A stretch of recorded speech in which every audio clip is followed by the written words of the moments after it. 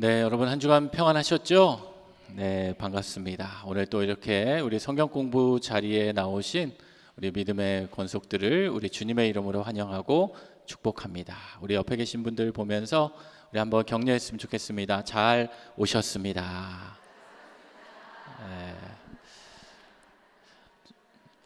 오늘 새벽에 기도를 하면서 이게 비가 와서 아무도 안 오시면 어떡하나라는 그런 마음이 있었는데, 네, 역시 우리 칠지구는 담당 목사보다 우리 성도님들이 더 훌륭하신 것 같아요. 또 이렇게 빗길을 뚫고, 예전에 그런 얘기를 들은 적 있어요. 우리 주님이 언제 오실지 아무도 모르지만 그 많은 교회들이 가장 이 모이기 힘든 예배가 언제인 줄 아세요?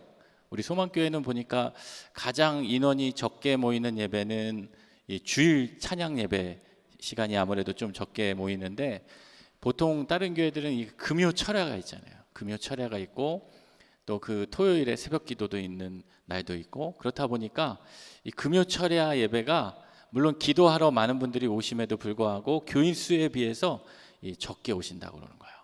근데 그날 이제 비가 왔다, 뭐 눈이 왔다, 그러면은 더 적게 오겠죠. 그래서 어떤 목사님이 그렇게 이야기하셨대요. 우리 주님이 언제 오실지는 알지 모르지만 본인께서 믿고 기도하는 것은 비 오고 눈보라치는 금요일 밤에 오실 거다. 그 말은 뭐예요? 예배의 자리를 항상 소중히 여기고 또 나의 상황과 관계없이 또 그 자리를 지키는 자에게 또 하나님의 은혜가 임한다라는 그런 말씀입니다. 오늘 또 이 자리에 나오신 우리 귀한 우리 성도님들, 또 하나님께서 말씀을 통해 여러분의 삶을 지켜주시기를 소망합니다.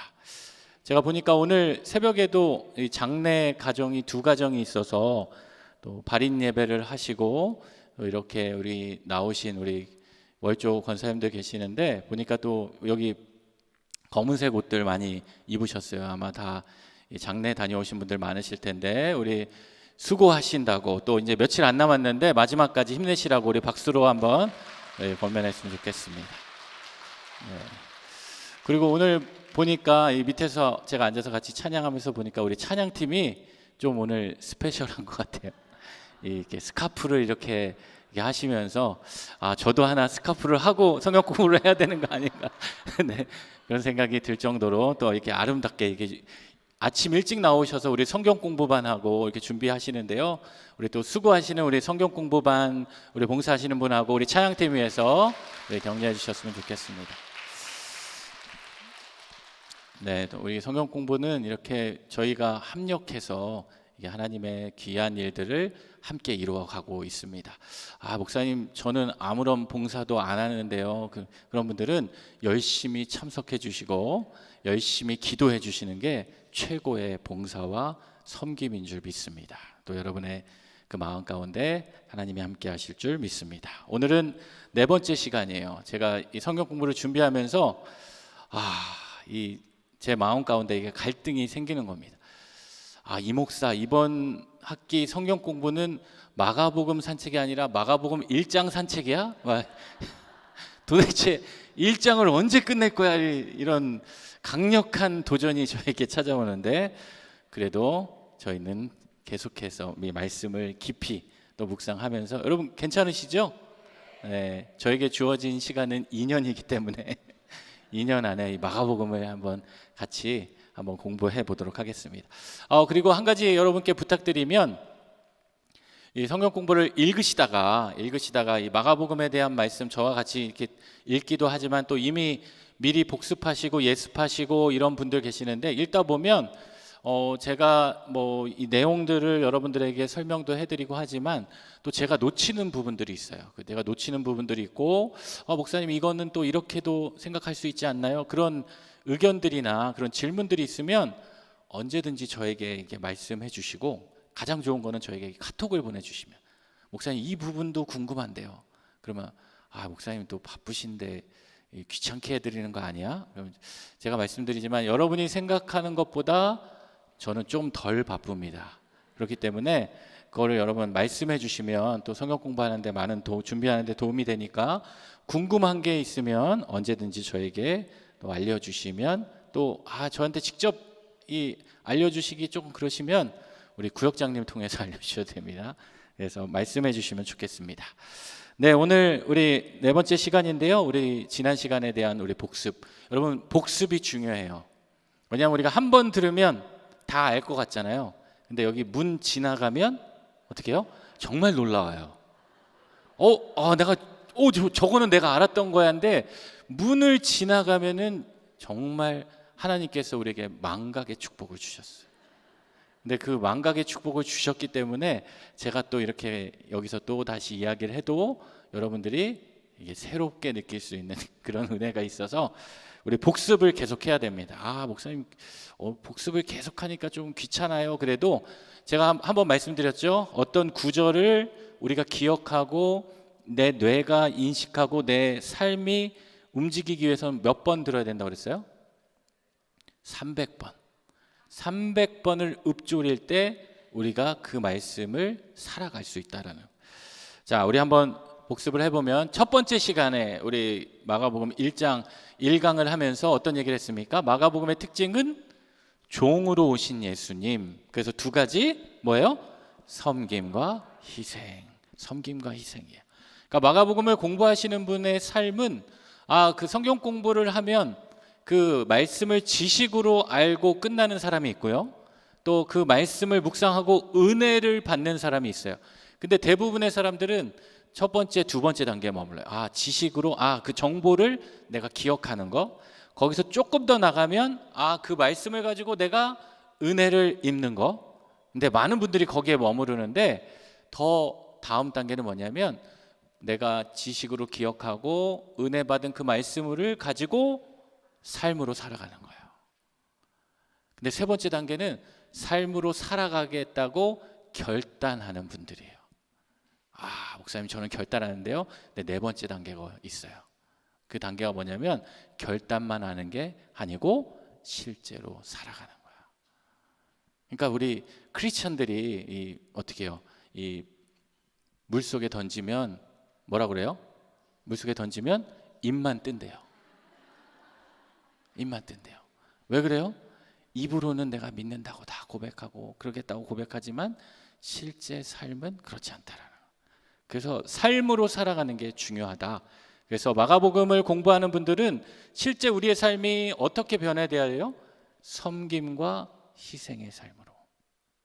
그래서 이번 학기 지나면 저희가 뒤에 이제 끝나고 나가실 때 이 로비에서 이게 그 접수를 받을 거예요. 교회에서 내가 그동안 봉사하지 않는 분들, 목사님, 저 이 봉사를 좀 하고 싶습니다. 그래서 재직부 다 총무님들 다 오시라고 그래야 될 것 같아요. 우리 7지구에서 부족한 자리는 다 채우겠다. 저희는 다른 지구와 다릅니다. 섬김과 희생을 공부한 사람들이고 그렇게 살아가겠습니다. 이렇게 결단하는 그런 삶으로 여러분 이어져야 돼요. 꼭 교회 안의 봉사가 아니라 우리 가정에서 우리의 삶에서 섬김과 희생의 삶으로 살아가야 되고요. 또 마가복음을 공부하면서 유약했던 마가를 유명한 마가로 만들어 주시고 우리의 인생의 시작은 하나님의 아들 예수 그리스도의 복음으로 우리의 삶이 시작해야 된다 라면서 세례 요한에 대한 이야기를 했고요. 그 세례 요한은 어떤 사역을 했어요? 죄 사함을 받게 하는 회개의 세례를 전파했다. 그래서 세례란 무엇이다? 결단과 자복과 변화된 삶. 내가 먼저 죽겠다라는 결단이 있어야 되고 또 죽겠다라는 것은 내 죄를 인정하는 고백이 자복이 있어야 되고 그리고 살아가는 거예요. 변화된 삶. 무엇으로? 나는 죽고 누구로 사요? 예수로 살아가는 그 삶. 그래서 요한의 세례는 씻음을 강조했다면 예수님의 세례는 이제 그 씻은 자리에 그리스도로 성령으로 하나님으로 연합되는 것을 의미한다. 그래서 우리가 깨끗하게 비워져야 우리의 삶이 풍성하게 온전하게 채워진다라는 그런 이야기를 했습니다. 지난 시간은 우리가 공부하면서 이 이야기를 했죠. 예수님께서 세례를 받으셨어요. 그래서 성령으로 세례를 받으셨고 근데 성령으로 세례를 받은 그 자리에 또 하나님께서 어떻게 해요? 그 예수님을 성령이 광야로 몰아내셨다라는. 그리고 시험을 받으시고 그 시험을 견디셔서 그 결과 어떤 일이 있었어요? 천사들이 수종을 들더라. 천사들이 수종을 들더라. 그 40일이라는 시간을 지나고 천사들의 수종을 받고 이제 때가 차서 예수님께서 오셔서 하신 목적, 하나님의 복음을 전파하시기 시작했다라는. 그래서 예수님이 처음으로 오셔서 한 것은 하나님의 복음을 전파하고 그 복음 전파의 사명을 예수님 혼자 감당하는 것이 아니라 누구를 통해서? 제자들을 통해서, 우리 사람을 통해서 하나님은 하나님의 일들을 이루어 가신다. 그래서 두 명의 제자를 부르셨죠. 그 사람이 누구였어요? 시몬과 안드레. 시몬과 안드레. 시몬 베드로죠. 베드로와 안드레를 불러서 나를 따라오라. 그러니까 이 시몬과 안드레가 어떠한 고백을 합니까? 그물을 버려두고 예수를 따르니라. 거기까지 우리가 공부를 했습니다. 자, 우리 19절 말씀을 같이 한번 읽어보겠습니다. 19절, 오늘 몇 페이지죠? 10쪽 19절 같이 한번 읽겠습니다. 시작. 조금 더 가시다가 세베대의 아들 야고보와 그 형제 요한을 보시니 그들도 배에 있어 그물을 깁는데. 조금 더 가시다가 예수님께서 시몬과 안드레를 부르셨는데 이번에는 누구를 부르셨어요? 세베대의 아들 야고보와 요한. 여러분, 이 세베대라는 사람은 누굴까요? 세베대는 야고보와 요한의 아버지죠. 근데 그 세베대가 누구냐면 그의 아내는 살로메라는 여인이었어요. 예수님을 따르는 여인이었고 마지막까지 그 따른 여인이었고, 뭐 요한복음 말씀을 보면 예루살렘에 집도 있었고 또 뒤에 우리 20절에 보면 휘하에 사꾼들이 있던 걸로 봐서 이 세베대는요 조금 이 부유한 집안이었던 것 같아요. 그러니까 이 세베대 아내 살로메가 여러분 어떠한 일로 기억하십니까? 야고보와 요한의 엄마. 최초의 치맛바람의 원조예요. 최초. 여러분 요즘 뭐 강남 어머니들 뭐 저리 가라요. 대치동 어머니들 뭐 압구정도 어머니들 저리 가라요. 뭐 좋은 대학에 요 정도가 아니에요. 우리 아들을 나중에 하나는 좌편에 하나는 한 명만 하지. 두 명을 다 그렇게 할 정도로 이 치맛바람의 원조였던 그 사람이 바로 이 살로메였는데 그 세베대의 아들 야고보와 요한을 또 예수님께서 부르십니다. 여러분 이 제자 야고보 어때요? 야고보 많이 들어보셨어요? 야고보 하면은 이 야고보인데 야고보는요 그 구약 성경에 보면 야곱 있죠. 야곱의 헬라식 이름이 야고보입니다. 야고보, 또 영어로는 뭐라 그러죠? 제임스라고 하죠. 제임스, 그 야고보. 그래서 헬라식 이름이고 그 이름의 뜻은 야곱이 형 에서의 발꿈치를 잡았다라고 해서 발꿈치를 잡은 자라는 그 뜻이 있어요. 근데 이 야고보와 이 요한, 이 두 형제인데 이 예루살렘 교회의 지도자가 누구였냐면 야고보였어요. 사도행전을 보면 우리는 예루살렘 교회의 지도자는 누구라고 생각해요? 수제자? 베드로였을 거라고 생각하는데 이 예루살렘 교회의 초대 지도자는 누구였냐면 야고보였어요. 그 야고보와 요한의 별명이 그 복음서에 보면 보아너게라고 나오죠. 보아너게. 그 뜻의 이름은 무엇이냐면 우레의 아들이에요. 그러니까 성격이 번개 같은 분. 우리가 베드로를 다혈질이라고 알고 있지만 베드로 못지않게 이 야고보와 요한도 성격이 불같은 사람이었다. 근데 이 야고보가 예루살렘 교회의 지도자였는데 그가 어디까지 가서 복음을 전했냐면 스페인까지 가서 복음을 전했어요. 여러분 스페인 다녀오신 분들, 여행 다녀오신 분들 많으실 텐데 스페인을 가보면 거의가 다 천주교죠. 로마 가톨릭. 그래서 로마 가톨릭의 수호 성인이 바로 이 야고보예요. 스페인에. 제가 지난 시간에 베드로와 그의 형제 누구였어요? 안드레. 안드레가 어디에까지 전도를 했다고 그랬죠?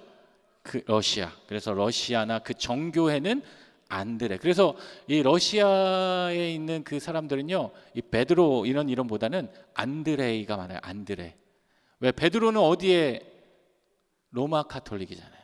근데 정교회는 누구라고요? 안드레. 그러니까 안드레라는 이름이 더 많죠. 근데 이 야고보라는 사람이 스페인까지 가서 복음을 전했고, 또 나중에 스페인에서 복음을 증거하다가 다시 예루살렘으로 돌아왔는데, 돌아와서 정말 스페인에서 고된 사역을 마치고 이 예루살렘에 돌아왔는데 그가 순교를 하게 되고 맙니다. 이 사도행전 12장에 보면 예수님 태어날 당시에 예수님을 죽이려고 했던 그 헤롯 대왕, 그 헤롯 대왕의 손자인 그 헤롯에게 이 칼로 목을 베어서 참수형을 당하게 되죠. 그러니까 예수님의 12제자 중에 최초로 순교했던 사람이 누구냐? 이 야고보예요. 야고보. 우리는 순교자 하면 누구 알고 있어요? 사도행전에 스로 시작하는 스데반 알고 있잖아요. 스데반. 예. 스데반은 그 7 집사 가운데 한 명이었고, 예수님의 12제자 중에 한 명 이 야고보가 최초로 순교하게 됩니다. 여러분, 제가 한번 퀴즈를 내볼게요. 이 야고보가 쓴 성경 말씀이 있을까요? 없을까요? 예? 야고보서. 어떻게 알았어요? 근데 아니에요. 많은 분들이 야고보서를 이 예수님의 제자 야고보가 썼다고 알고 계신 분들 계실 텐데, 이 야고보는 순교를 했기 때문에 있었으면 아마 썼겠죠. 근데 쓸 시간이 없었던 것 같아요. 그 야고보서는 누가 쓴 거냐? 그러면 예수님의 실제 형제가 있죠. 예수님의 실제 형제 4명, 야요 유시, 야고보, 야요 요한, 유다, 시몬. 이 중에 한 명이었던 사람이 야고보였어요. 그 예수님의 형제 야고보가 기록한 말씀이 야고보서고, 이 예수님의 제자 야고보는 순교했다라는 것을 여러분 기억하시면 좋을 것 같아요. 이 야고보에 대해서 우리가 조금 알아보면, 여러분, 우리가 야고보는 조금 생소하잖아요. 우리가 가장 잘 아는 예수님의 제자 누구예요? 베드로, 또 요한. 이 12명 중에 2명만 좀,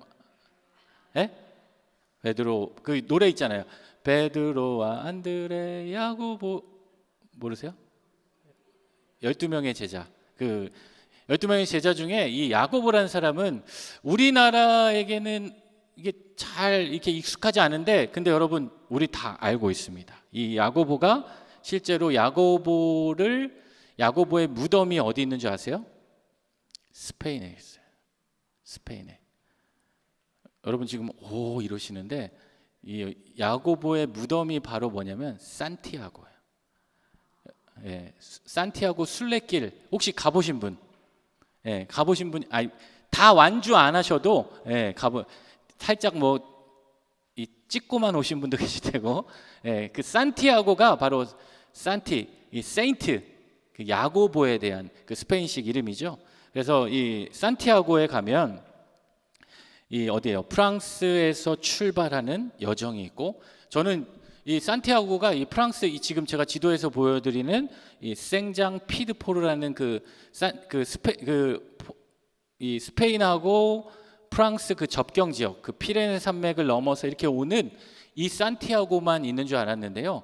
이것만 있는 게 아니라 여러 루트가 있더라고요. 또 포르투갈에서 이렇게 올라가는 산티아고도 있고, 근데 많이 알려진 길이 이 프랑스에서 이 해안선 북쪽을 따라서 이 스페인으로 가는 이 길이 있죠. 산티아고 데 콤포스텔라.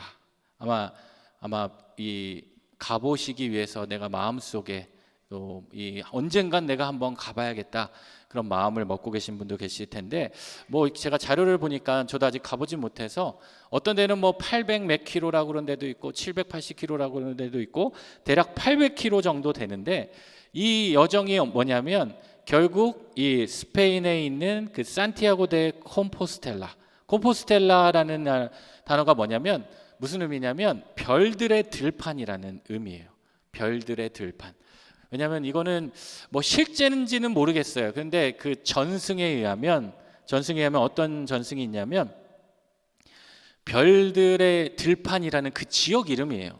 그 지역 이게 스페인어니까 좀 멋지잖아요. 그냥 한마디로 말하면 그냥 신사동의 들판에 갑자기 무덤 중 하나가 별의 계시를 받을 것이라는 소문이 있었는데, 그 무덤 가운데 하나에서 야고보의 이 시체를 발견했다라는 거죠.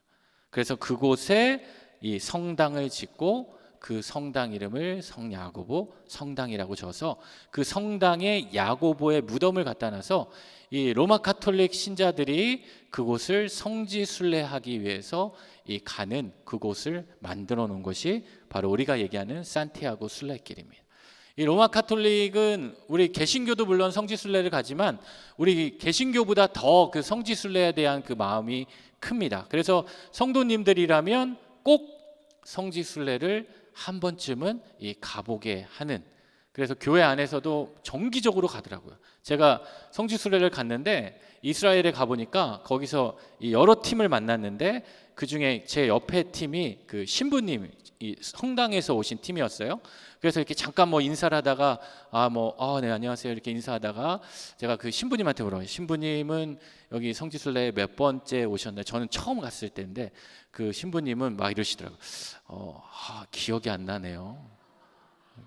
그러니까 그 정규 한마디로 우리로 말하면 우리 뭐 봄, 가을 뭐 이렇게 교회 무슨 신앙 사경의 수련회 있듯이 그냥 정기적으로 그 루트가 있어서 이 카톨릭은 그것을 하고 있더라고요. 그래서 제가 물어보니까 세 가지 주로 이 카톨릭에서 하는 그 성지가 있는데 첫 번째는 우리가 잘 아는 예루살렘, 이스라엘 예루살렘까지 가는 성지 순례가 있고, 또 하나는 두 번째는 로마까지 가는 거예요. 왜? 로마에 뭐가 있어요? 성 베드로 성당이 있으니까. 또 그 세 번째가 바로 이 산티아고 스페인으로 가는 그 여정들이 있어서 그곳을 통해서 이들의 신앙을 다짐하고 그러한 훈련을 한다고 합니다. 여기가 산티아고 그 성당이고 안에 있는 야고보 무덤이라고 합니다.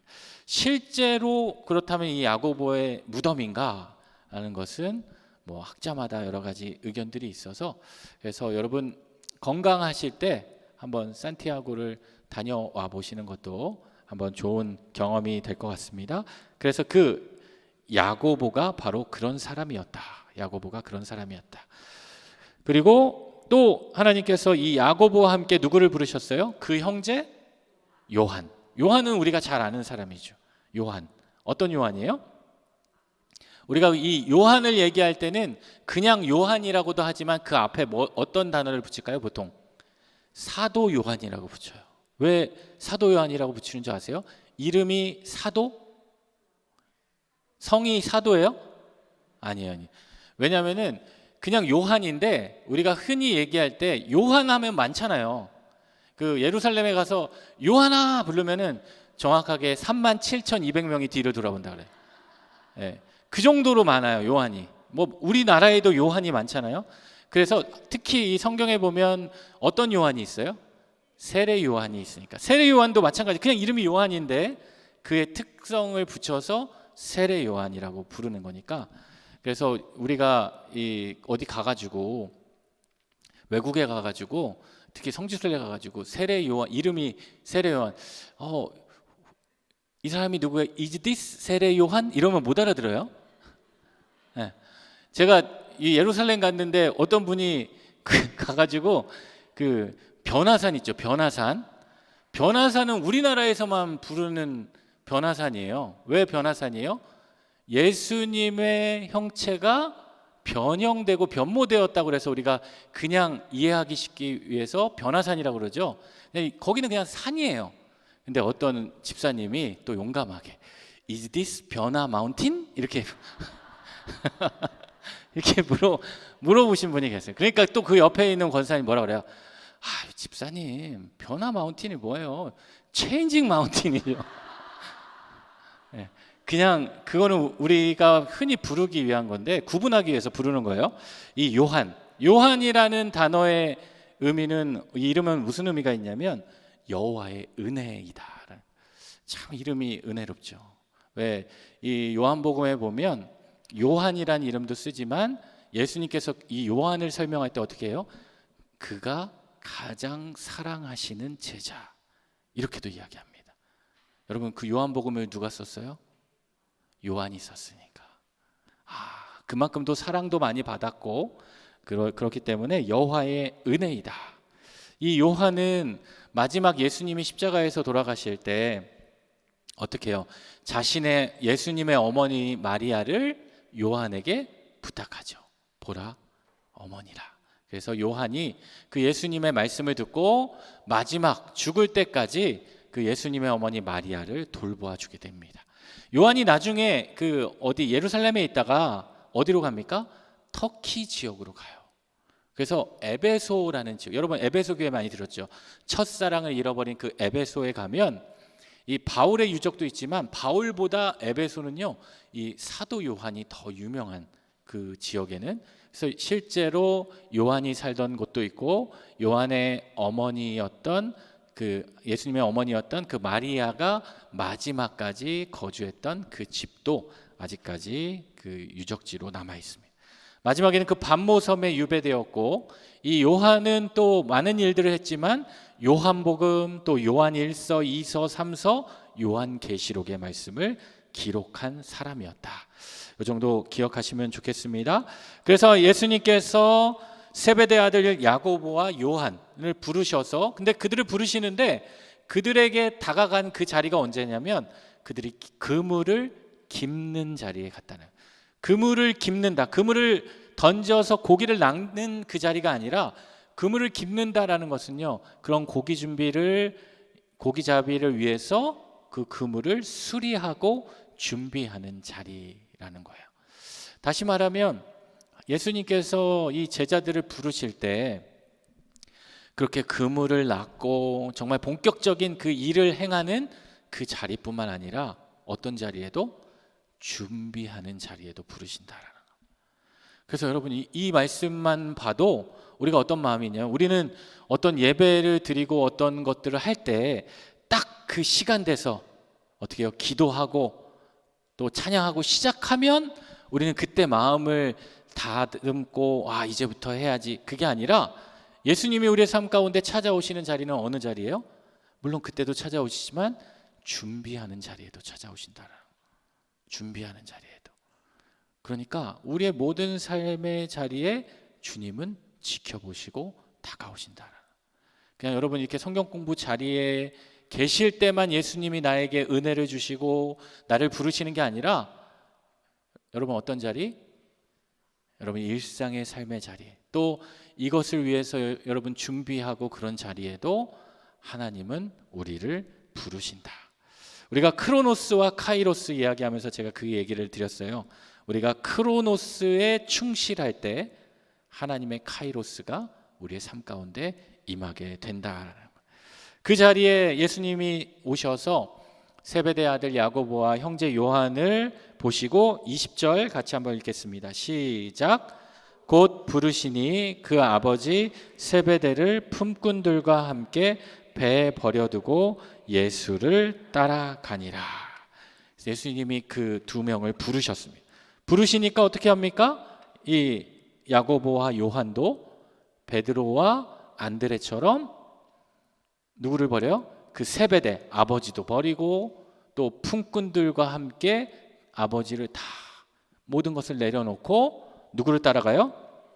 예수를 따라가는 거예요.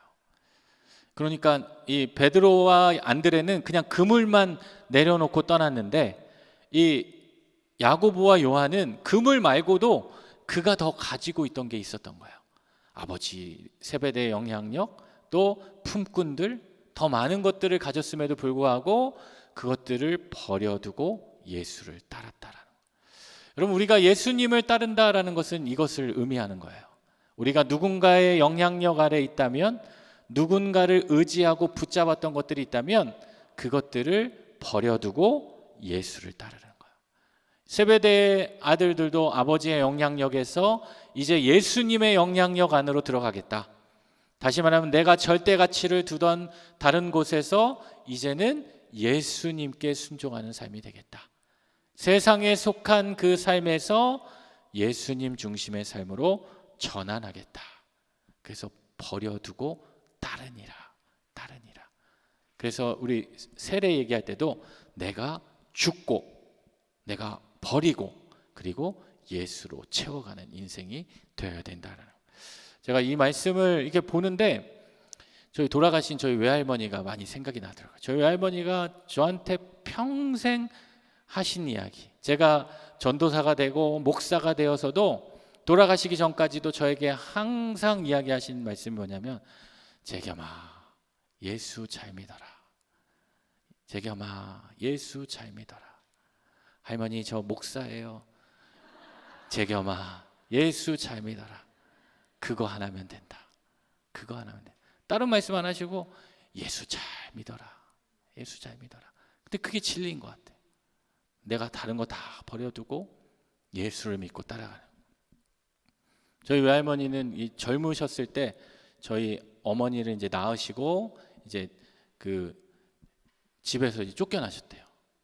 그래서 20대 때부터 혼자 이 생활을 하셨는데, 그때까지만 해도 예수를 안 믿다가 그 화장실에서 예수님을 믿게 됐대요. 여러분 옛날에 그거 아시죠? 화장실에 이 휴지 대신에 종이가 있었던 거 아시죠? 더 이게 하니까 더 자세한 설명과 상상은 금지하고, 저도 시골에 살아봤기 때문에 시골에 이 그 화장실 수세식이 아니라 그 뭐라 그래요? 푸세식, 퍼세식, 거기에 이렇게 종이가 있었거든요. 저희 때만 해도 신문이 이렇게 있었는데, 저희 할머니 때는 제가 예수를 어떻게 믿으셨나 물어보니까 이 종이가 있었는데, 그때는 종이도 귀하니까, 근데 그 마을에 이 성경책을 누가 줬는데, 성경책을 이 종이, 성경책 종이가 되게 좋아요. 여러분 아시죠? 되게 좋아서 여러분 막 그래, 어떻게 성경책을 그래? 근데 여러분 믿지 않는 사람들에게는 성경책은 뭐예요? 그냥 종이에요. 그래서 그거를 잘라가지고 성경책을 이렇게 그냥 거기다 두고 이렇게 쓰시는데, 어느 날 그걸 이게 볼일을 보시다가 그 성경책 말씀 이렇게 딱 봤대요. 그러니까 하나님의 그 섭리가 있는 거죠. 근데 그 말씀을 딱 읽어봤는데, 다른 때는 별로 관심도 없는데 그 말씀이 되게 마음 가운데 이게 다가오고, 궁금해서 그 종이는 잠깐 주머니 넣으시고 다른 종이로 이렇게 하시고 나와서 이 말씀이 뭐냐 물어봤더니, 그럼 교회 가면 알 수 있습니다. 그래서 가까운 교회 가서 그 목사님에게 이 말씀을 물어보니까 그 말씀이 요한복음 3장 16절이었대요.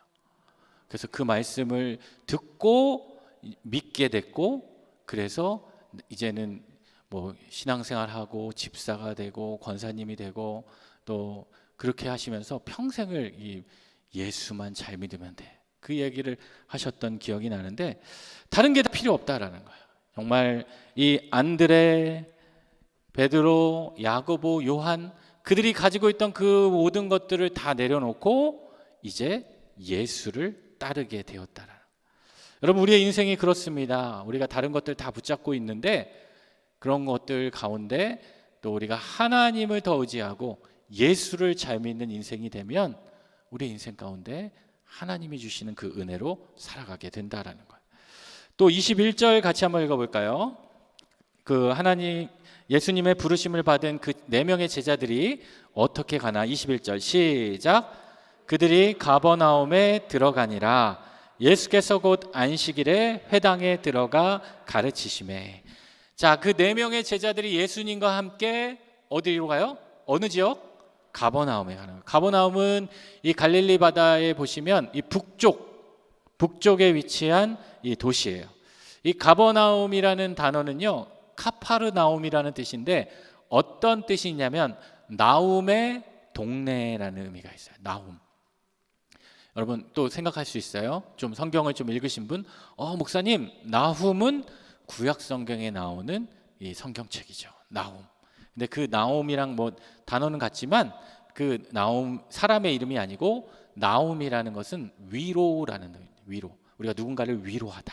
그러니까 가버나움이라는 단어는 위로의 동네라는 의미가 있어요. 왜 그러냐? 이 가버나움에서 하신 예수님의 사역들을 보면 예수님께서 그들의 삶을 위로해 주시고 그들의 연약함을 감싸 주시고 은혜를 베풀어 주셨기 때문에 그 동네가 바로 가버나움, 예수님의 위로를 받은 동네였다. 이 동네는 교통의 요충지이고 또 어업이 발달한 도시이고, 또 성경을 보면 마태복음의 저자죠. 예수님의 제자였던 그 세리 마태의 고향이고, 또 이곳은 누구의 집으로 알려져 있냐면 베드로의 장모님의 집으로 알려져 있어요. 그리고 이 가버나움은요, 이 나사렛, 예수님께서 갈릴리 나사렛에서 활동하신 그 나사렛에 있는 그 도시 중에서 이 가버나움은 갈릴리에서 예수님의 사역의 중심지라고 할 수 있어요. 이곳에서 많은 일들을 이루셨어요. 백부장의 종을 고치시고, 베드로의 장모를 고치시고, 또 중풍병자를 고치시고, 야이로의 딸을 고치시고, 혈루병 여인을 고치시고, 또 뭐 손이 오그러드는 사람, 많은 기적들을 이 가버나움에서 베푸신 거예요. 그래서 이 이스라엘에 가면 실제로 이 가버나움의 입구에 보이시나요? 오른쪽에 보면 가버나움 The Town of Jesus, 예수님의 마을이라고 이렇게 써 붙여 있어요. 그 정도로 이 마을이 예수님을 중심으로 이루어졌고, 이 위에서 이 드론으로 찍은 이 사진을 보면 이 지금 요곳이 가버나움 유적지인데, 여기에는 어떤 유적들이 있냐면 가버나움 회당이 있고요. 예수님이 요 안식일에 회당에 들어가서 그 사역을 했으니까. 그리고 베드로의 그 집, 장모님의 집이 이곳에 있죠. 예수님께서 왜 회당에 들어가셨을까요? 회당은 유대인들이 모여서 예배하는 그곳이죠. 근데 그 당시는 교회가 없었으니까 이 회당은요, 바벨론 포로 당시에 이제 성전이 무너지고 성전을 다 잃어버린 유대인들이 함께 모여서 그곳에서 기도하고 토라, 말씀을 연구하던 곳이었어요. 그래서 그 회당은요, 평상시에는 율법 교육을 하는 장소였고, 또 안식일에는 예배를 드리는, 오늘날로 말하면 그 교회와 같은 기능을 했는데, 또 이곳에서 또 어떤 일들을 했냐면 재판도 하고, 그러니까 모든 그 유대인들의 삶의 중심지였다라고 말할 수 있어요. 그러니까 사도 바울도 복음을 증거할 때 어떤 마을에 가면 어디를 먼저 찾았어요? 회당에 가서 그 사람들을 만나서 그들을 전도하기 시작한 거예요. 그 유대인들의 관습 가운데 하나가 뭐냐면, 그 회당에 모여서 랍비를 통해서 그런 말씀을 듣기도 하지만, 이게 예수님과 같이 모르는 사람인데 뭐 조금 좀 비범해 보인다라고 하면 그 사람을 초대해서 그 자리에서 설교를 부탁하기도 하고 말씀을 듣기도 해요. 근데 여러분, 유대인들은 이 율법을 지키잖아요. 율법을 지키기 때문에 안식일을 지키라는 그 규정을 듣고, 안식일엔 일을 할까요, 안 할까요? 일을 안 해요.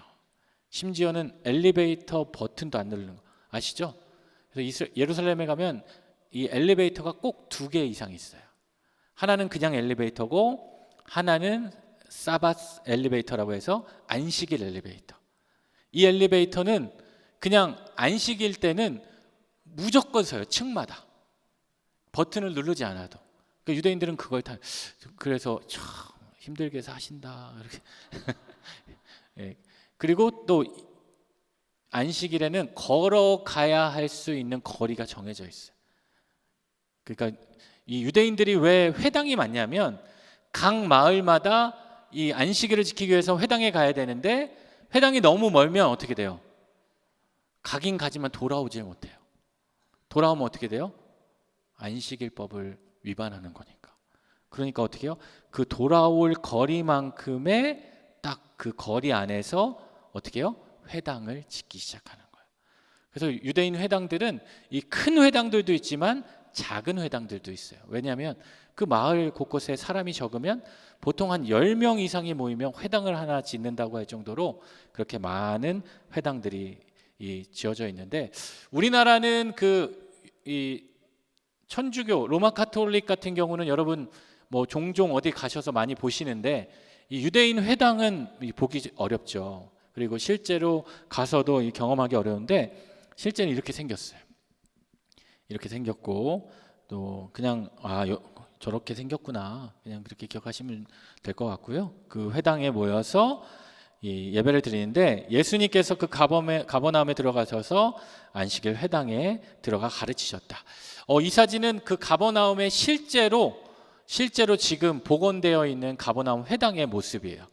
보면은 무슨 신전 같기도 한데, 이곳은 이제 다시 지은 거죠. 근데 그 바닥은 예수님 시대의 그 바닥이에요. 그곳에서 이 회당을 복원해서 이곳에서 예배를 드리게 되었다. 그래서 예수님께서 그 회당에 들어가셔서 가르치셨다. 여기까지 여러분 기억하시고 잠시 쉬었다가 우리 또 공부할 텐데요. 저희가 5분 정도 쉴 텐데, 우리 성경 공부 반장님께서 우리 광고 말씀 전해 주시겠습니다.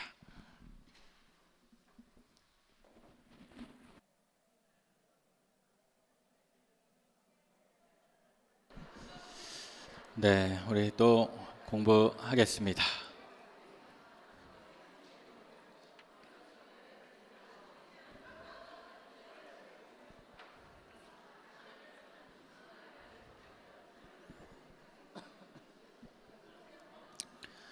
네, 예수님께서 우리 가버나움에 이 네 명의 제자들과 함께 들어가셔서 안식일에 회당에 들어가서 가르치셨는데, 그 가르치시는 이야기를 듣고 이 많은 사람들이 어떻게 반응했는지 한번 보겠습니다. 우리 22절 말씀을 같이 한번 읽어볼게요.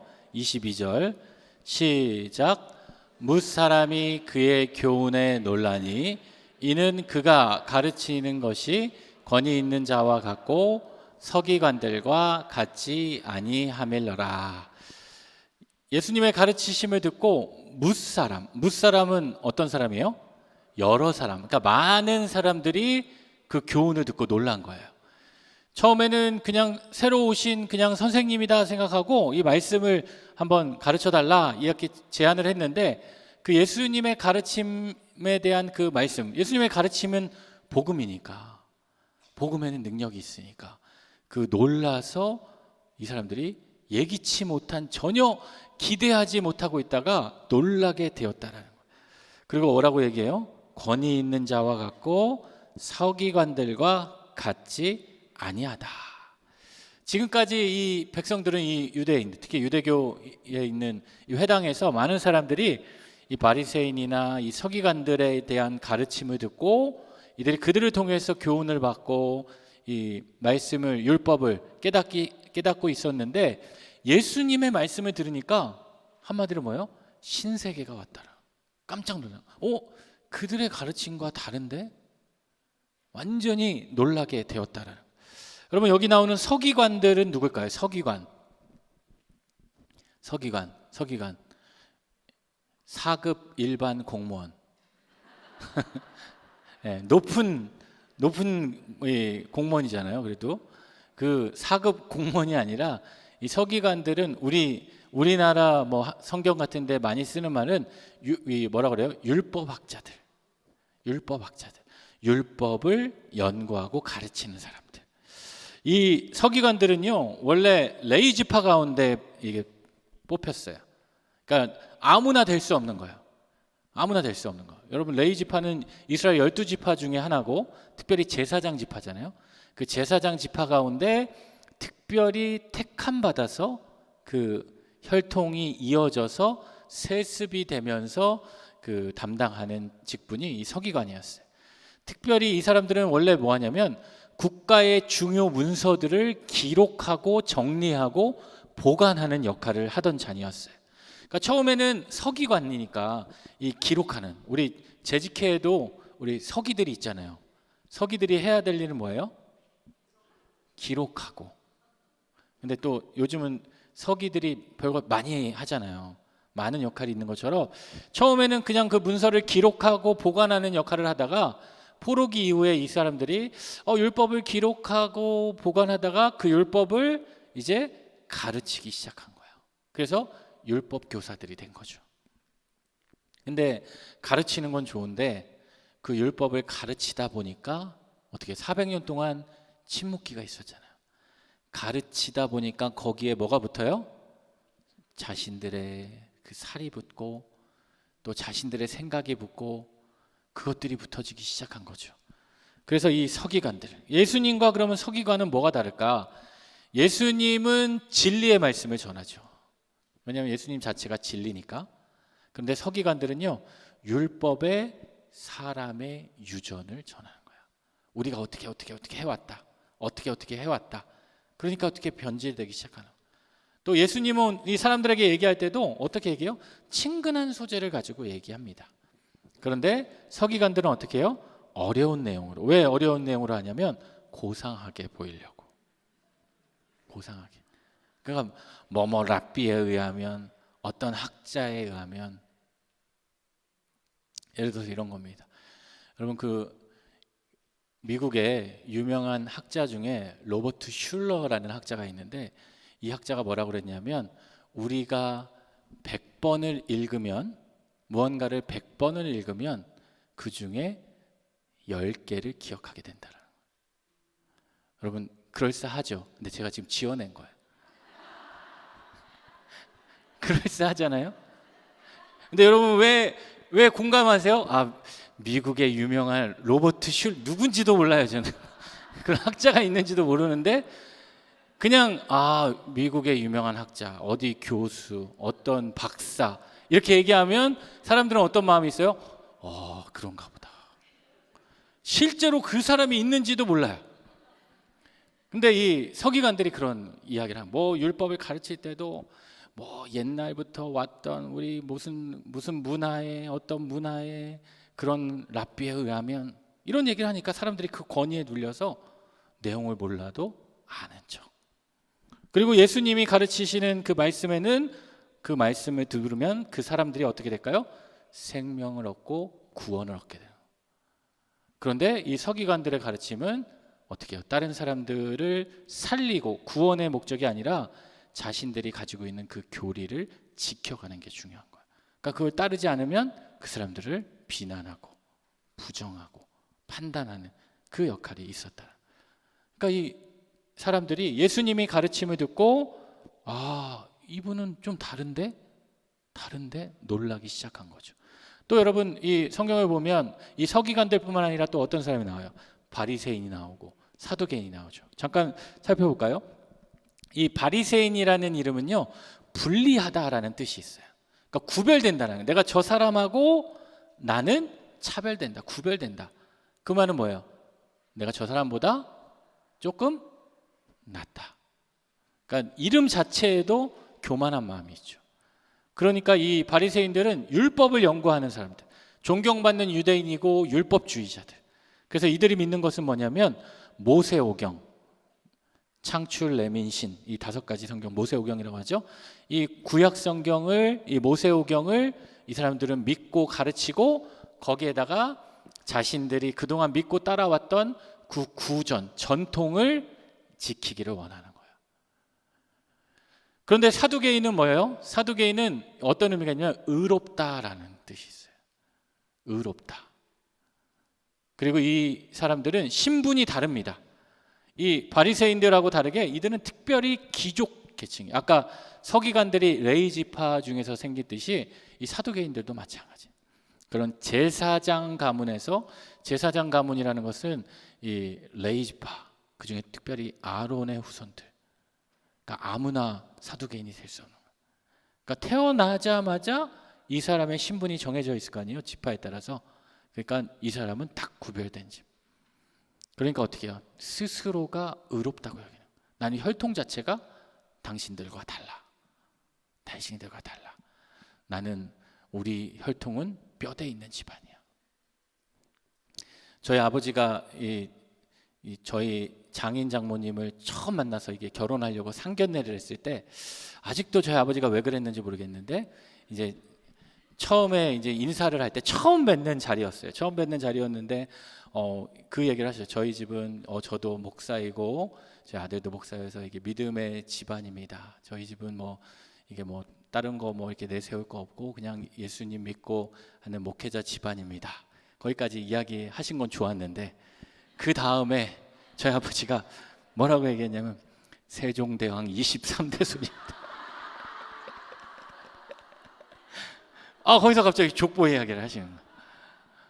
여러분, 대한민국에 전주 이씨가 얼마나 많아요.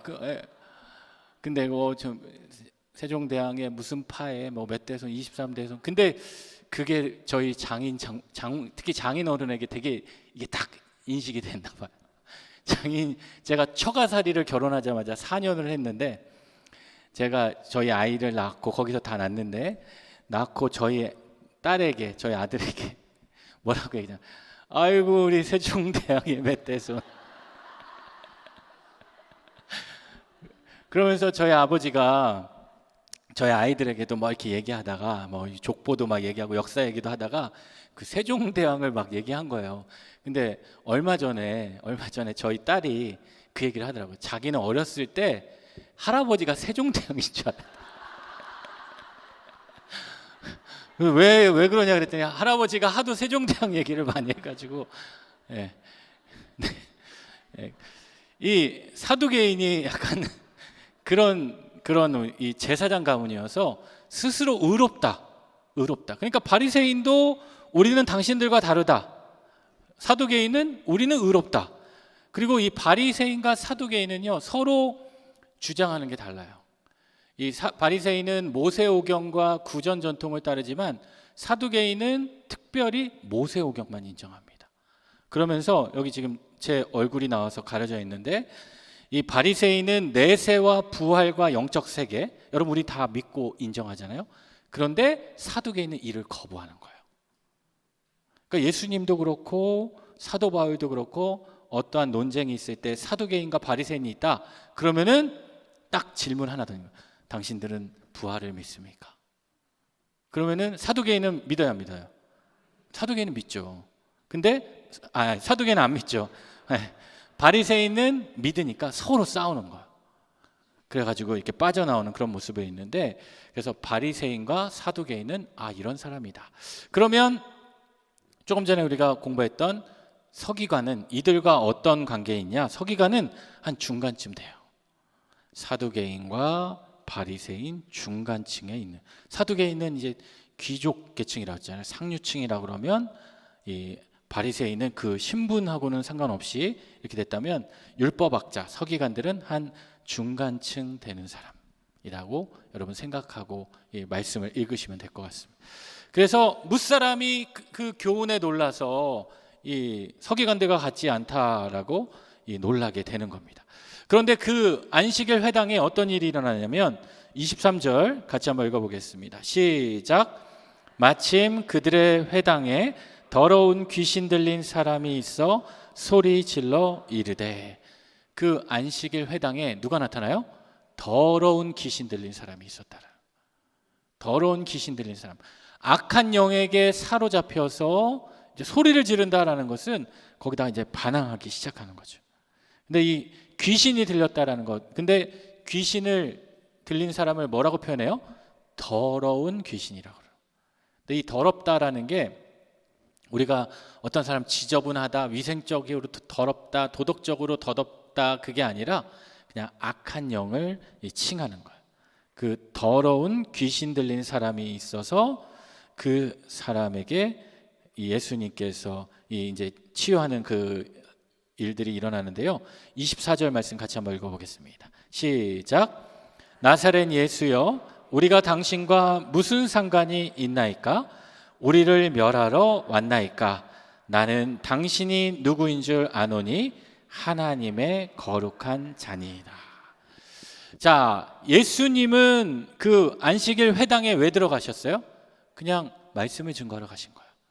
거기에 더러운 귀신이 있건 그게 중요한 게 아니라 말씀을 증거하러 가셨는데, 그 자리에 예수님을 만나자 그 더러운 귀신 들린 사람이 갑자기 소리를 지르기 시작하는 거예요. 예수님을 보니까. 그리고 뭐라고 그래요? 나사렛 예수요. 그냥 예수님이 아니라 나사렛 예수요. 특별히 나사렛이라는 동네가 당시 멸시천대를 받던 이 동네였고, 그렇다 보니까 나사렛 예수여라는 것은 약간 예수님을 이렇게 낮게 조롱하는 그런 표현이라고 할 수 있어요. 나사렛 예수여, 뭐라 그래요?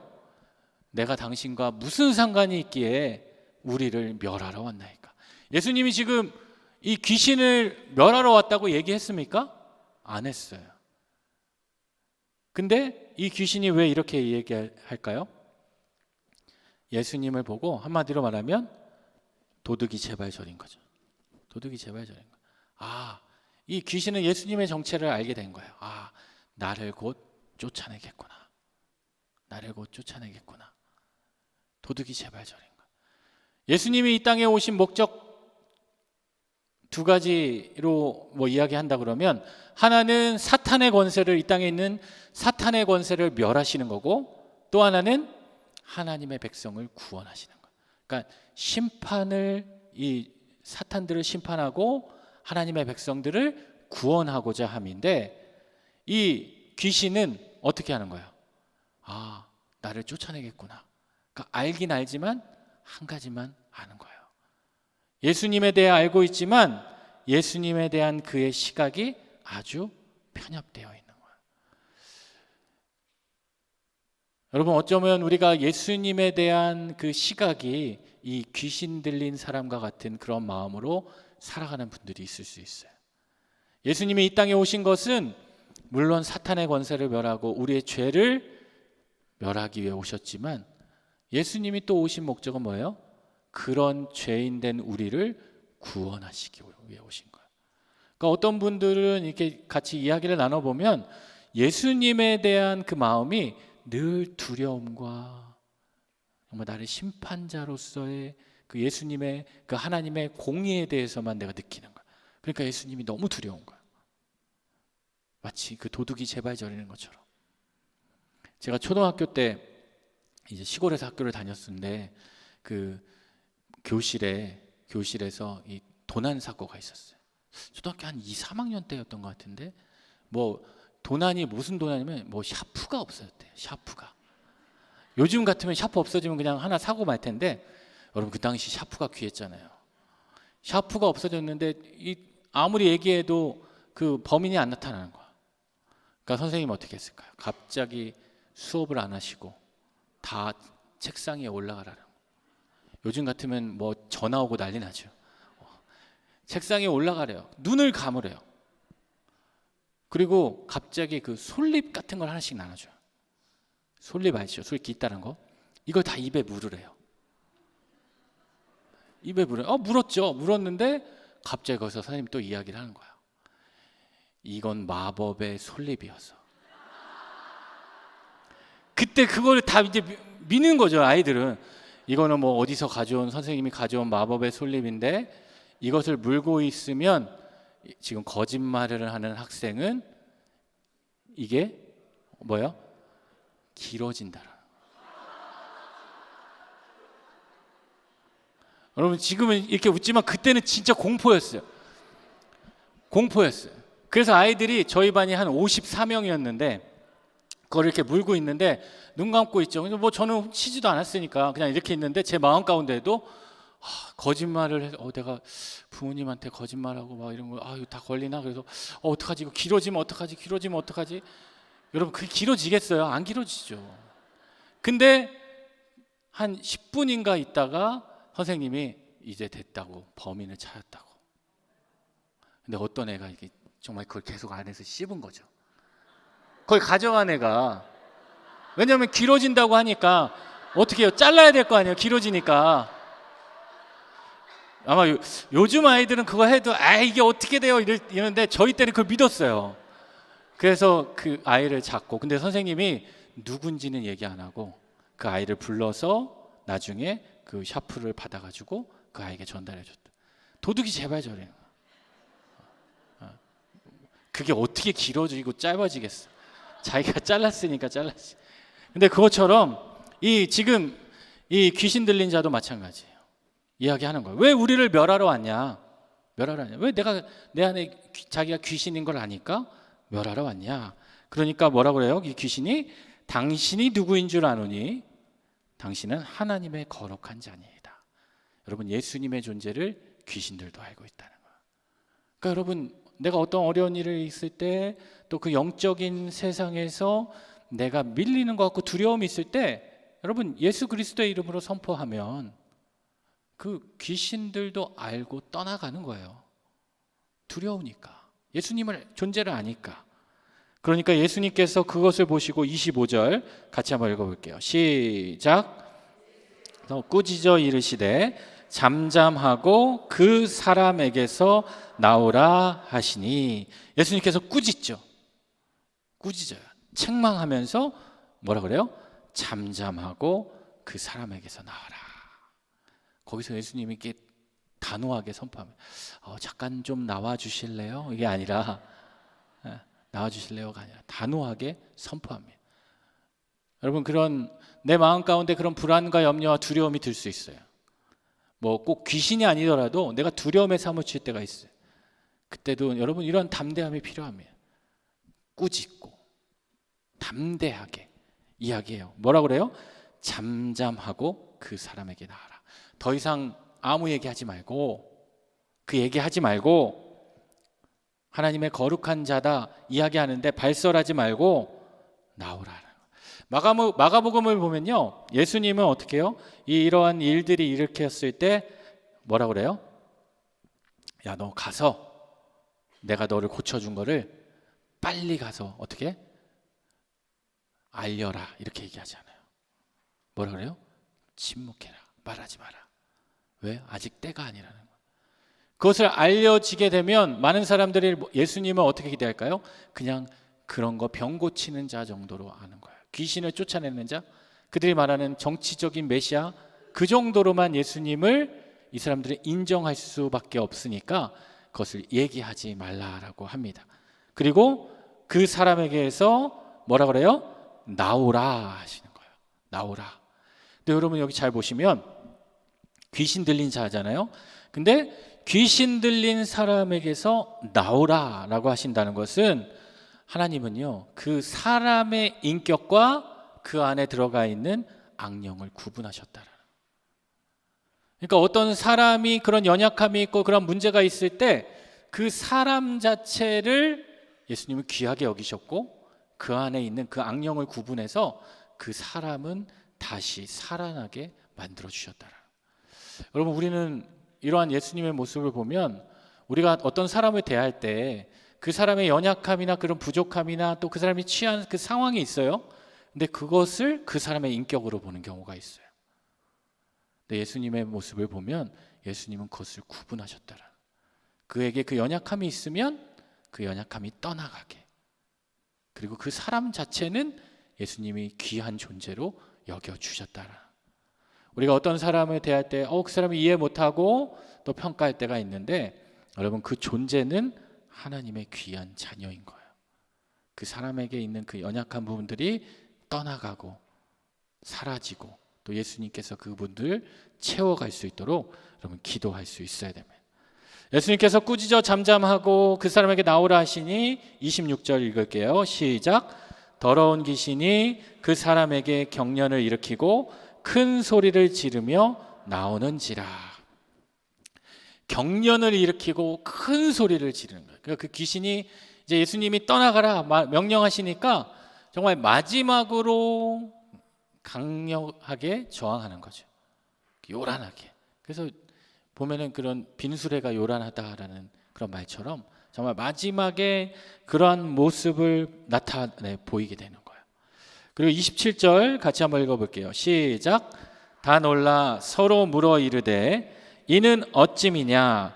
권위 있는 새 교훈이로다. 더러운 귀신들에게 명한즉 순종하는도다. 네, 다 놀랐다라는 거예요. 아까는 몇 명에게 이야기했던 게 무사람, 여러 사람으로 확장되었는데 이제는 누구에게? 다 놀라게 되는 거예요. 그러니까 복음이라는 것이 이런 거예요. 처음 몇 명을 통해서 시작됐고 무사람을 통해서 이어졌는데 결국에는 모두가 다 놀라서 순종하게 되었다. 놀라게 되었다. 그리고 결과적으로 28절 같이 한번 읽어볼게요. 시작. 예수의 소문이 곧 갈릴리 사방에 퍼지더라. 여러분, 갈릴리 지역에 이 예수님에 대한 소문이 퍼지게 되었다. 예수님은 알리지 말라라고 했음에도 불구하고 그 예수님에 대한 소문이 퍼지게 되었다. 퍼지게 되었다. 퍼졌다라는 것은 예수님의 능력, 나온다라는 거예요. 잘 생각해 보면 퍼지는 건 그냥 흩어지는 건데 나온다라는 거예요. 왜요? 그것이 나와야, 귀신이 나와야 그 자리에 예수님의 능력이 들어가는 거예요. 우리 그 얘기했잖아요. 내가 비워져야, 버려야 채워진다는. 여러분, 이게 기독교의 진리예요. 내가 버린 만큼 채워질 수 있는.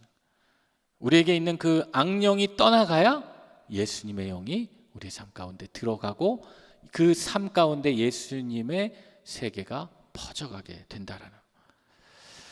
또 그렇게 소문이 퍼지고 나서 어떤 일이 있나 또 보겠습니다. 29절 시작. 회당에서 나와 곧 야고보와 요한과 함께 시몬과 안드레의 집에 들어가시니.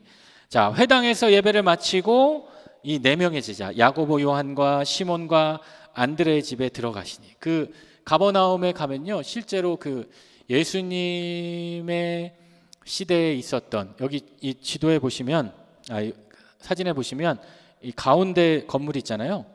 그리고 밑에 막 이게 터가 있죠. 터는 그 예수님 시대 때 그 터고, 그 위에 이 베드로 그 기념 집을 다시 지어놨는데요. 옆에서 보면 이렇게 돼 있어요. 이 베드로의 집을 다시 복원을 해놨는데, 이곳에 이제 가는 겁니다. 시몬과 안드로의 집에 들어가시니, 30절 같이 한번 읽어볼까요? 시작. 시몬의 장모가 열병으로 누워 있는지라 사람들이 곧 여자에 대하여 예수께 여짜온대. 자, 이 예수님이 회당에서 그 전파 마치시고 어디로 가요? 베드로의 집에 가는데, 근데 여기 보면 조금 30절 보시면 조금 이상한 게 있어요. 열병을 누가 알았어요? 베드로의 장모가 열병을 알았고, 이 열병은 고통이 동반되는 이 중한 열병이에요. 유대인들은 이거를 뼛속의 불이라고 불렀는데, 우리가 흔히 말하면 그 화병이죠. 화병 같은 그런 병이에요. 근데 이 베드로의 장모가 열병이 있는데, 여러분, 예수님을 베드로가 모시고 그 집에 데려갔단 말이에요. 근데 장모님이 지금 열병에 누워 있어요. 여기 누워 있다라는 단어를 보면 오랫동안 지속되어 있다라는 의미가 있는데, 오랫동안 그 열병이 있는데 베드로가 예수님을 왜 데리고 갔을까요? 1번 장모님을 고쳐달라고, 2번 왠지 아닌 것 같죠? 1번이니까. 근데 그렇게 볼 수도 있지만 또 잘 보면요, 베드로가 장모님을 예수님을 통해서 고침받기 위해서 데려갔다고 보기는 좀 어려울 것 같아요. 왜냐하면 열병으로 누워 있는데 그 예수님께 고쳐달라고 그 여인에 대해서 누가 얘기해요? 사람들이 이야기하는 거예요. 베드로가 이야기하지 않고. 그럼 베드로가 예수님을 데려갔다면 누가 얘기해야 돼요? 베드로가 얘기해야죠. 자기 장모님인데. 근데 베드로는 한마디로 잘 몰랐던 것 같아요. 왜 몰랐을까요? 사역하느라 바빴던 것 같아요. 다 버려두고 예수님 따라다니느라 바빠서 정신없었던 것 같아요. 그리고 이 장모가 그러면 왜 열병, 화병에 들었을까? 또 생각해보면 누구 때문에? 사위 때문에. 열받은 거예요. 왜 화병이 났겠어요? 이거 멀쩡하게 딸 줬더니 갑자기 그물을 버려두고 예수를 따라다니고 지금 정신없이, 그 마음이 있었다. 그러니까 어떤 학자들은 그렇게 이야기를 하는데, 제가 그 글을 보면서 상당히 설득력이 있다라는 생각이 들었어요. 아마 베드로는 그 집에 모시고 간 것도 예수님이 그 안식일 회당에서 말씀을 선포하고 사람들이 놀라웠고 또 그 귀신 들린 자를 쫓아내고 많은 일들을 하셨으니까 자기 집에 모시고 가서 대접을 하려고 갔는데 장모님이 열병으로 누워 있는 거예요. 그러니까 베드로는 약간 지금 한마디로 당황한 상태죠. 그 상태에서 사람들이 그 여자에 대해서 이야기합니다. 장모님이 이렇게 아프다 이야기를 하는 거예요. 그러니까 31절 같이 한번 읽어볼까요? 시작. 나아가사 그 손을 잡아 일으키시니 열병이 떠나고 여자가 그들에게 수종드니라. 그러니까 그 얘기를 듣고 예수님이 어떻게 해요? 그 손을 잡아서 일으키십니다. 베드로의 장모의 손을 잡아 일으키셔요. 일으키셨다라는 것은 상징적이죠. 부활을 의미하겠죠. 잡아서 일으키시고, 그러니까 어떻게 해요? 열병이 어떻게 됐다? 떠났다. 떠났다라는 단어는 한마디로 이런 의미가 있어요. 이혼하다, 버리다, 완전히 떠나가다, 분리되다. 그 열병에서 완전히 분리됐다. 그 화병에서 완전히 분리돼서 치유됐다. 그리고 그 베드로의 장모가 어떻게 합니까? 그들에게 수종들게 되는 거예요. 그 열병을 든 자리에서, 그 화병이 든 자리에서 어떤 자로? 섬김의 자리로 나아가게 되는 거예요. 여러분, 마가복음의 주제가 뭐라고 그랬어요? 섬김과 희생. 섬김과 희생. 그러니까 예수님을 만나게 되면 그 삶이 섬김의 삶으로 변화되는 거예요. 변화되어야 합니다. 변화될 겁니다. 그래서 우리의 인생이 그렇다는 거죠. 우리 인생은 많은 문제들이 있잖아요. 문제 없는 인생이 어디 있겠어요? 목사님, 저는 문제가 하나도 없는데요. 없어요. 다 누구나 문제가 있어요. 교회도 마찬가지예요. 문제 없는 교회가 어디 있겠어요? 간혹 이런 상담을 받을 때가 있어요. 목사님, 우리 교회는 왜 이렇게 문제가 많아요? 왜 이렇게 문제가 많아요? 여러분, 문제가 많은 죄인들이 모인 곳이 뭐예요? 교회예요. 어떤 분이 그랬대잖아요. 목사님, 저는 정말 우리 교회가 너무 문제가 많아서 문제가 없는 교회를 좀 다니고 싶어요. 문제 없는 교회 좀 소개시켜 주세요. 그래서 그 목사님이 그랬대요. 문제가 없는 교회가 있는데 그곳은요, 근데 집사님이 가시면 문제가 또 생깁니다. 문제 없는 교회는 없는 거야. 왜냐하면 교회 자체가 죄인들이 모인 공동체이기 때문에. 근데 그 문제가 있는 곳에 누가 와요? 예수님이 오게 되면서 그 문제들을 하나하나 풀어가는 게, 그게 교회고, 그게 신앙이고, 그게 우리의 삶이라는 거예요. 오늘 우리 마가복음을 공부하는 우리 여러분의 삶 가운데 때론 문제가 찾아오고 어려움이 찾아오기도 하지만, 오늘 예수님을 또 그 가정에 모시고 와서 또 그 예수님으로 인해 고침받은 그 베드로와 베드로의 장모처럼 여러분의 삶 가운데 또 예수님을 그 인생에 초대하여서 그 문제를 깨끗하게 치유받는 그런 은혜가 여러분에게 가득 넘치기를 우리 주님의 이름으로 축원합니다. 네, 오늘 여기까지 하겠습니다. 오늘은 특별히 이번 주는 구역 공과가 없어서 오늘 특별히 공과는 진행하지 않고요, 제가 기도하고 마치겠습니다. 사랑의 하나님, 감사합니다. 오늘도 마가복음의 말씀을 함께 공부하며 주님께서 이 땅에 오신 그 목적을 다시금 되새겨보게 됩니다. 하나님, 우리의 연약한 삶의 자리 가운데 주님 오셔서 우리의 모든 아픔을 덮어주시고 우리의 모든 문제를 주님 풀어주셔서 우리로 하여금 주님으로 인하여 은혜를 입고 우리의 모든 삶이 예수님의 소문으로 가득 채워지는, 예수님의 은혜로 가득 채워지는 놀라운 삶이 되게 하여 주옵소서. 이번 한 주간을 또 주님의 은혜를 사모하며 살아가길 원합니다. 주님 말씀 붙잡고 살아가게 하시고 주님의 은혜 의지하며 살아가는 믿음의 자녀들 되게 하여 주옵소서. 주님께서 함께 하여 주실 줄 믿사오며 예수님의 이름으로 축복하며 기도드립니다. 아멘. 네, 수고하셨습니다. 네, 다음 주는 여러분 이 부활절 주일이고 또 한 주간 휴강이니까 그 다음 주에 또 기쁜 마음으로 뵙도록 하겠습니다.